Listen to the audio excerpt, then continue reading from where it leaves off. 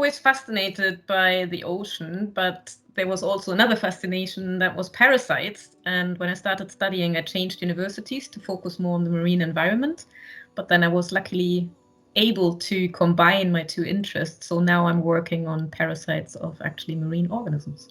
Well, I guess initially I was just really intrigued by the deep sea, really thought the creatures were really cool, and I've always dreamed of joining some sort of awesome adventure to a remote location. So it's a bit of a naive view on marine sciences, I suppose. I knew I wanted to be an engineer since I was 7 because my granddad was a truck driver and he was always complaining about the status of the roads. And then I discovered that civil engineers could fix roads. So I said, I'll fix them for you. And that's why I started studying engineering. And then I discovered that all the work that you can do in the marine area, and that was my real passion. And that's how I ended up doing this.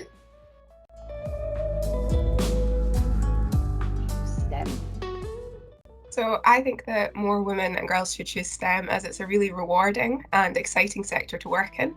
You're in a field which is full of research and new discoveries, and it can be really empowering contributing to this. It's been a great career for me. I've travelled all over the world. I've worked with some amazing people, had some really interesting projects. And across all the disciplines, you can really get your teeth into some big questions and make an impact and have a good time at the same time. And I think it's important that girls and women get the opportunities and the skills they need to maximise their opportunities and make the most of the career opportunities that are out there. So I've had a great time, so I would definitely encourage others to follow. I just think it's diversity is really the key to research, because a lot of advancement in the field or in research fields are made by thinking outside the box. It's really key that scientific communities are made up of a really diverse group of people that can have lots of different ways of thinking about a problem, come up with lots of interesting and innovative ideas as solutions. So it's just crucial that we have as many women and girls coming into STEM fields. It's just also just exciting fields to be in. You get lots of life experiences. You get the opportunity to use your brain in so many different ways, and that's really that's one of the main things for me. You can do practical elements, you're at the forefront of human knowledge and you can push those boundaries. You can ask questions of existing data with new technologies and new like data mining, and you really get to challenge yourself. And more brains means a more creative way of looking at the world and looking at the data and looking at problem solving, and this means faster answers, and we need you. In my opinion, women and girls can bring a bit of a different perspective to the field, and therefore they can bring new ideas, problem-solving approaches, and new ways to innovate in the field. The world's ecosystems are under incredible pressure at the moment, and we see that biodiversity change, habitat loss, climate change affecting the whole world in which we live. So we need everybody to be able to engage with that and to do the science, to be involved in the policy, to do the practical conservation that is required to really address this major problem that we face.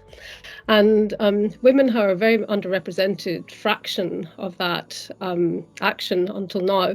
And one of the things that really struck me very much was a few years ago, I was part of a science panel in Oslo, which was chaired by Rita Colwell. And Rita Colwell is a pioneering microbiologist. She was the first woman to lead the National Science Foundation in the US. And she made a very, very strong point that women represent half of the world's scientific force, half the world's intellect. And if we don't include women, then we're really losing out. So there's every scope, every possibility for women to be involved in this big challenge.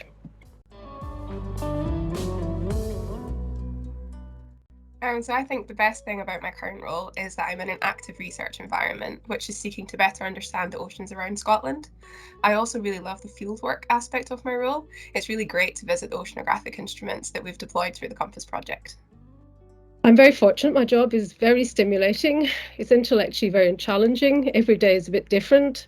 I get to meet many different people from around the world, and that, I think, is for me has been one of the most eye-opening aspects of it, but also one of the greatest pleasures.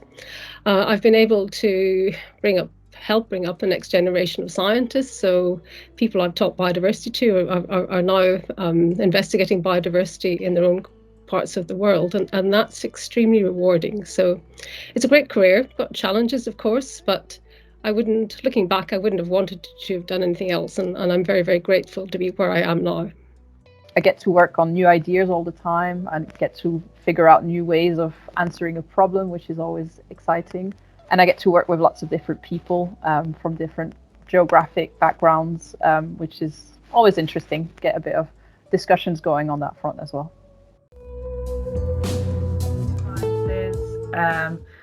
The oceans are vital to life on this planet, so understanding them is key to understanding climate impacts, climate change, the impacts of creatures in the sea and also on the land. And for us, my area has been really quite multidisciplinary, studying the impacts and sort of consequences of disease in wildlife has meant sort of building on my core discipline of epidemiology with some physiology, toxicology, statistics. So I think the importance has really been shown in the recent pandemic when, you have this spillover of disease, infectious diseases anyway, from wildlife to humans and livestock. And I think the majority of diseases emerging in livestock and humans have come from wildlife reservoirs.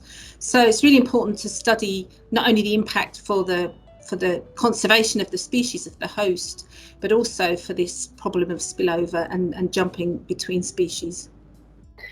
I work in the use of satellite data for marine applications, and that area is going to become more and more important because every day we have more open source satellites, and that means that we don't have to spend vast amount of money putting instruments in the water.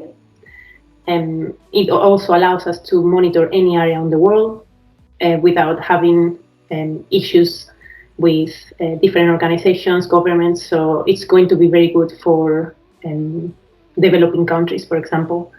So yeah, the possibilities that it offers in the coming years is the most exciting thing.